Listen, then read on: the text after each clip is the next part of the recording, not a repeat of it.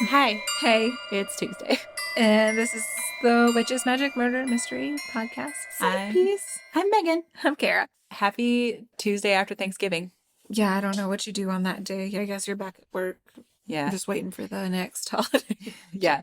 I'm just trying to get through the 3 weeks of school until we have Christmas break again. Yes. Our kids were off school the whole week of Thanksgiving, which isn't normal, and it was amazing. One of my kids was, one of mine wasn't. Oh, God. That Yeah. had to be awful.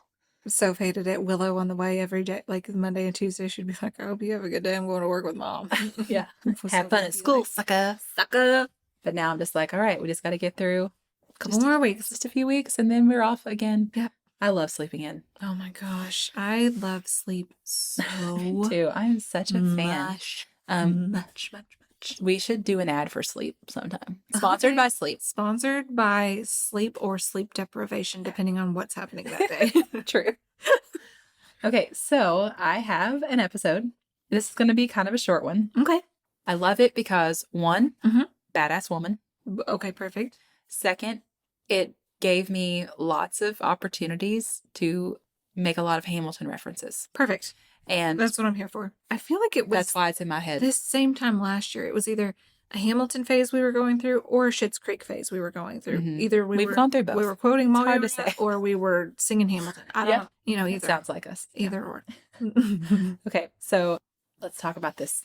I'm excited. I'm so excited because you're so excited about it. Back in 1776. 1776. New York City. Americans. I'm just sure, sir. See, that's what's going to happen this whole episode, which is why it's worth it. And this one's a fun one. There's nothing really awful that happens in this episode. Back in 1776, America's colonial rebels fought against the powerful Empire of Great Britain for their independence. For the revolution. And the strength that you provide. As we be satisfied. There we go, you guys. It's just beginning. Man. As we all learned from our Lord and Savior, Lin-Manuel Miranda, the colonists were outgunned, outmanned, outnumbered, and outplanned. So General George Washington got a right-hand man. He had to come up with a strategy to gain an advantage because it was like the Brits had every advantage there was. Did they steal their cannons? Boom, go the cannons. Boom. Okay, continue. That's how Culper's Ring was born. Okay. In 1778, a top secret network of spies was formed in New York City. I love it. To gain intelligence from the British, and they were called the Culper's Ring. Okay. These spies crossed enemy lines and wrote messages in invisible ink. One of them, Anna Strong, lived on Long Island, which was occupied by the British at the time. And she would strategically hang her petticoats and handkerchiefs on her clothesline to signal to where other spies had hidden important documents and stuff. So that's the kinds of some of the types of things they would do. And it wasn't uncommon. I brought her up because there were women involved. Yeah. Oh yeah. Little espionage. Yes. So in the Culper Ring, even Washington, he instructed the guy he put in charge of it. He was like, even I don't want to know the names. Yes. Yeah. So every spy was given a number. So George Washington himself, here comes the general. Here comes the general. He was Agent 711. Oh. So there's this guy. His name's Morton Pennypacker. Perfect. He was the Suffolk County historian in 1948. So long time after this, right? And he put together some information and correctly identified several members of the Culper spy ring, which is kind of concerning, I guess. But also, maybe it was easier in 1948 to connect those dots. But there's one agent that Pennypacker doesn't have much information on. Oh. That is Agent 355, a female spy who played a remarkable role in the war, whose identity is still unknown. Oh my gosh! But we can assume that just like her country, she's young, scrappy, and hungry. And she was not gonna miss her shot. She did not throw away that shot. Oh my gosh. Okay, so since we don't know the identity of Agent 355, how do we know she was female? There's a few different reasons why people assume this was female. The Culper Codebook listed the ciphers for 763 names, places, and things. For instance, 223 meant gold, 219 was gun, 727 was New York, and 355 meant lady. Oh, okay. Okay, so the Culper spies pretended to be loyalists to the king in order to gain the trust of the British. Mm-hmm. So that's how they got one of the biggest intelligence scoops of the war. An American general was working with the enemy and about to betray the American cause. The British planned to use American General Benedict Arnold to capture West Point, which was at the time the most important fort on the continent. You Benedict Arnold. So in the summer of 1780, Benedict Arnold had gained command of West Point and was about to surrender it to the British in exchange for money.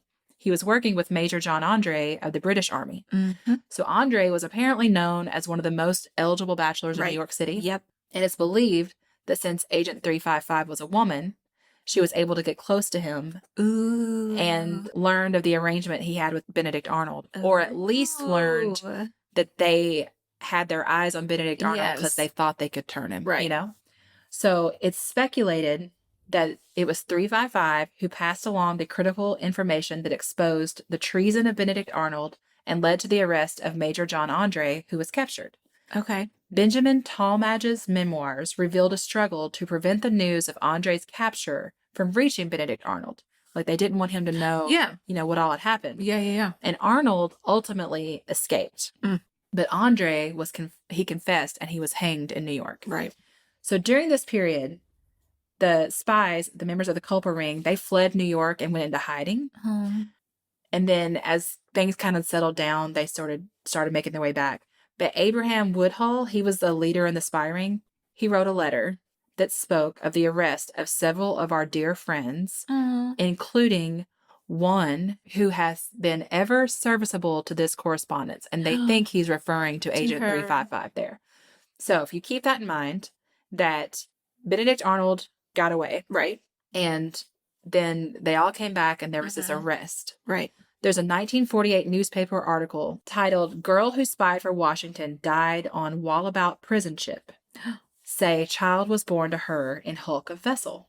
So that article implies there's a female spy and she gave birth on the vessel. Okay. And died. Right. So it states that Agent 355 was captured by the British in the later years of the war after Benedict Arnold defected to the Loyalists. Right. The idea is he knew who she was. Yeah, because she was hanging out. Yeah. And so when all of that came about and he was caught and he got away, then he was able to like identify people for them to go after. Yeah. Yeah.